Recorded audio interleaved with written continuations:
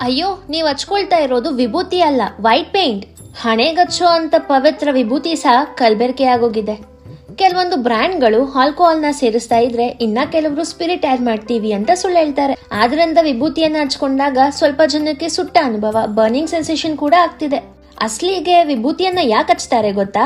ನಮ್ಮ ದೇಹ ಉತ್ಪತ್ತಿ ಮಾಡೋ ಹೀಟ್ಗಿಂತ ನಮ್ಮ ಬ್ರೈನ್ ಜಾಸ್ತಿ ಹೀಟ್ನ ಉತ್ಪತ್ತಿ ಮಾಡುತ್ತೆ. ಹೆಂಗಂದ್ರೆ, ನಾವು ಮಲ್ಗಿ ವಿಶ್ರಾಂತಿ ತಗೊಳ್ಬೇಕಾದ್ರೆ ನಮ್ಮ ದೇಹ ಕೂಡ ವಿಶ್ರಮಿಸ್ತಾ ಇರುತ್ತೆ, ಆದ್ರೆ ನಮ್ಮ ಬ್ರೈನ್ ನಿರಂತರ ಕೆಲಸ ಮಾಡ್ತಾನೆ ಇರುತ್ತೆ. ಹಾಗಾಗಿ ನಮ್ಮ ಬ್ರೈನ್ ಇಂದ ಜಾಸ್ತಿ ಹೀಟ್ ಉತ್ಪತ್ತಿ ಆಗತ್ತೆ.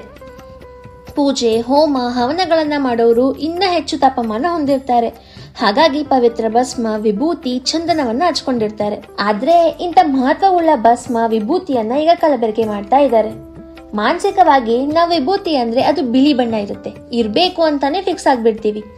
ವಿಭೂತಿಯನ್ನ ತಯಾರಿಸುವ ವಿಧ ಎಷ್ಟು ಪವಿತ್ರ ಗೊತ್ತಾ?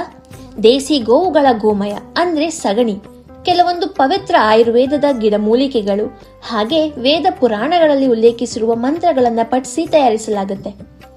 ಆದ್ರೆ ಇಂದು ಕೈಗಾರಿಕೆಯ ಬಿಳಿ ಭಸ್ಮ, ರಾಸಾಯನಿಕಗಳು, ಕಲ್ಲು, ಮಣ್ಣು, ಲೈಮ್ ಸ್ಟೋನ್, ಮದ್ಯಪಾನವನ್ನು ಉಪಯೋಗಿಸಿ ಮಾಡಲಾಗ್ತಿದೆ. ನಿಮಗ್ ಗೊತ್ತಾ ಪವಿತ್ರ ಭಸ್ಮ ಅಥವಾ ವಿಭೂತಿಯ ನಿಜವಾದ ಬಣ್ಣ ಯಾವುದು ಅಂತ?